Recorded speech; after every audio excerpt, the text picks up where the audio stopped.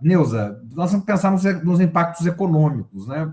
Tem a questão do Estreito de Hormuz, o preço do petróleo, dentro dos Estados Unidos tem uma inflação de alimentos, embora a gasolina, né, a energia, o gás até então controlados, porque o preço do petróleo estava baixo, né? Então estava controlada a inflação até então, de 2,4% acima da média, né? Controlado entre aspas, né? Controlado porque chegou no Biden, depois da pandemia, o preço do barril do petróleo chegou a $100. Depois caiu para pouco mais de $50.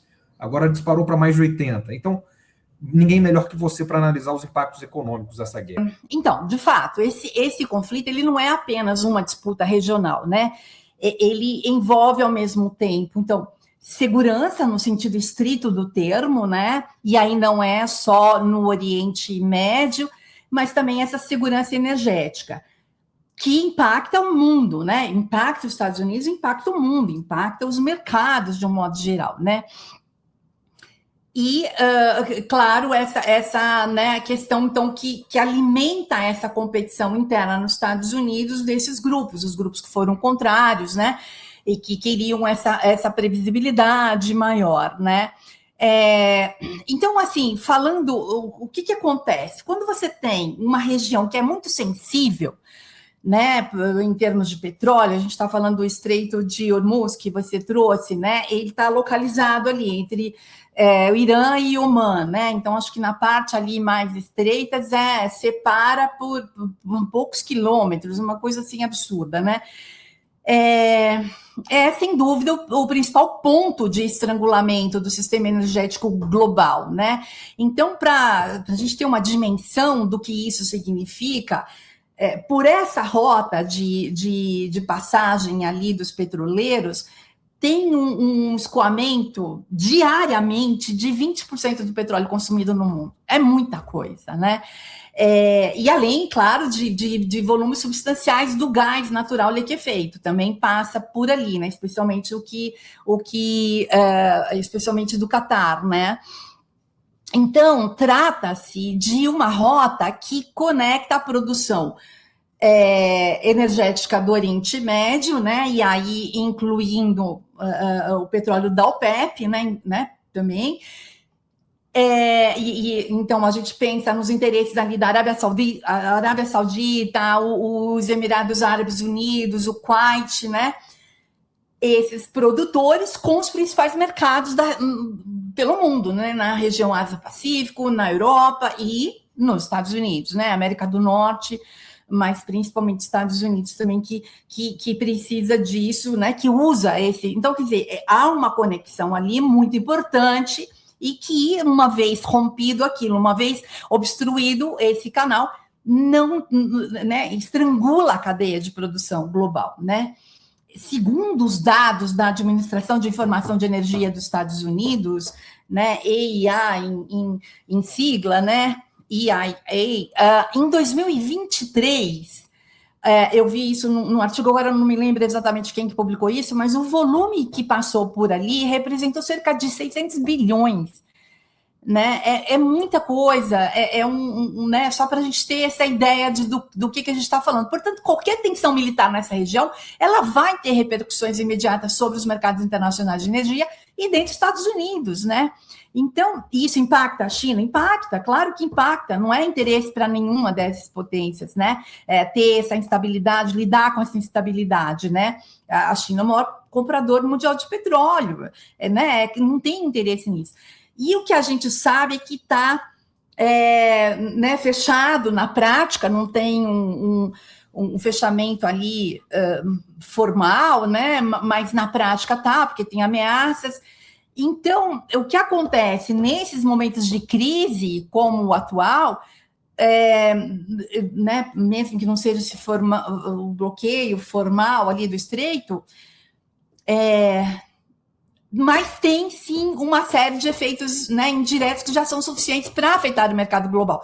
Então, o Estreito não foi fechado por um bloqueio naval formal, né? Alguém me falou isso, né? Mas na prática tá. Por que tá? Porque você tem as companhias petroleiras, elas estão sem saber o que fazer, né?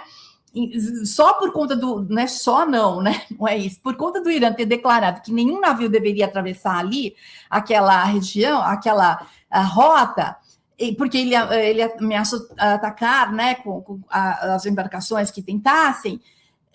Aí você tem, então, um impacto no tráfego marítimo, né, que cai drasticamente, obviamente, né, então caiu cerca de, me parece, de 70%, né, beirando 80%, né, quer dizer, muita coisa, só está passando por ali, né, de um modo geral, poucos navios, né, e tem lá uma fila de navios parados ou ancorados naquela região, né, desculpa, fora da região, né, aguardando segurança, então eles estão num ponto de que eles se sentem um pouco mais seguros. E aí você, né, vai o efeito dominó. Então as seguradoras marítimas cancelaram, né, os seus contratos, as suas coberturas de guerra para a região. Então, o primeiro efeito que se apresenta é o aumento do risco, né, marítimo, né, do transporte marítimo ali para esse setor em específico, né? Por quê? Porque as companhias de seguro também, elas cobrem transporte marítimo e aí elas começam a reavaliar as suas apólices. Pô, não dá para bancar isso, né? Quando o risco de ataques né, com minas, com navais ou interceptações, né? Quando aumenta isso, a gente sabe, no mercado, eu já trabalhei com comércio internacional e em períodos de conflito é muito desgastante, é muito estressante para as trading companies, né? E para as empresas que estão fazendo o comércio internacional de um modo geral, né? E, nesse caso, para o petróleo específico, é um baita baque, né? Por quê? Porque sobe muito o frete, né? Sobe muito o seguro, né? Em alguns casos, as seguradoras simplesmente deixam de cobrir determinados trajetos, né? E aí não tem como bancar isso. E aí você vai ver o quê? Um impacto na cadeia de global de produção, né? Porque também vai afetar outros setores, né? Que precisam, que vivem, né? O petróleo é o petróleo ainda, né? Assim, majoritariamente a fonte energética que sustenta toda a economia, né? E o segundo efeito que eu acho que eu vejo aí na questão ligado econômico é a mudança no comportamento dessas empresas, né? Então, mesmo sem um bloqueio formal, os navios eles começam a evitar certas rotas. Então, eles declinam de determinados contratos ali de transporte, né? E aí reduzem a velocidade, estão dando voltas, enfim. Então, isso tudo encarece, a mercadoria não está chegando nos lugares onde deveria chegar. As empresas trabalham hoje, né, com muito on demand, então é uma estratégia de você não fazer estoque, de você trabalhar quase que no just in time. Isso, né, como é que fica? Então você tem um estrangulamento de várias cadeias, né, aí na economia de um modo geral, né? E, né, porque aí afetou a logística, né? E aí um outro fator que eu acho que também merece ser mencionado aqui que os incidentes isolados, eles vão ter efeitos mesmo desproporcionais. Então, um único ataque a um navio, né, petroleiro no caso, ele, ou, né, uma colisão ali, que seja alguma coisa que né, levante suspeita, ou mesmo a detenção de navios, né, de embarcações, que já vinha acontecendo, né? O próprio Estados Unidos também estava causando esse pânico, né, no transporte marítimo dos petroleiros. Então, já provoca pânico nos mercados, né? Então, os traders de petróleo, eles reagem imediatamente a essas informações, elevando o preço. Então, por isso que o preço vai chegar a $81, né, o barril. Então, muitas vezes o impacto econômico da crise não depende de uma guerra total ou de, né, mas a própria percepção de risco, ela já é suficiente para pressionar o preço, né, o mercado energético. E esse aumento do risco logístico, ele tende a se traduzir rapidamente no preço, né, afetar o preço. E os investidores, eles acreditam que que a oferta global ela vai ser afetada. Então, aí vão, né, negociar os contratos em que bases, né? Então, e primeiramente já afeta os países importadores de energia, né? Como eu falei, afeta a Ásia, afeta a Europa, né? E as economias que dependem fortemente do petróleo do Golfo. Então, elas passam a enfrentar esses custos muito maiores, né? E aí, como você falou, né, o aumento do preço do petróleo ele vai alimentar as pressões inflacionárias globais, né? Então, a gente está pensando em toda a cadeia econômica, isso que eu, né, fui dando exemplos, né, de quanto que um risco num determinado setor ele vai afetar todos aqueles que estão correlacionados, né, que estão ligados, né? Então, ele não afeta, o petróleo não afeta apenas combustíveis, né? Ele impacta o transporte, fertilizantes, né? No caso do Brasil, né? A indústria de plásticos. Então, né? Braskem, no Brasil, por exemplo, né? Que vai trabalhar né? Com isso, né? Que faz investimentos nisso, e diversos outros insumos industriais, né?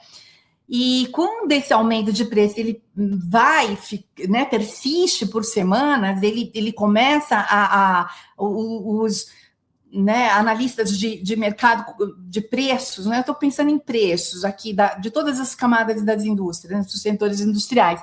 Então, quando esse aumento de preço ele persiste por longas semanas, e ele começa a se refletir no preço da gasolina, do diesel, então é a bomba. Aí o cara vai sentir mesmo. E o consumidor final dos Estados Unidos odeia isso. Ele simplesmente esse é um ponto muito sensível, né? Onde o preço da gasolina lá tem um impacto muito direto nessa percepção pública da economia, né? O quanto que está estável, o quanto que eles estão fazendo planos de gastos, né? E de investimentos, mesmo que os outros indicadores econômicos estejam positivos ou que não tenha chegado ainda. Mas quando aumenta esses preços na bomba, aí literalmente é uma bomba, entende?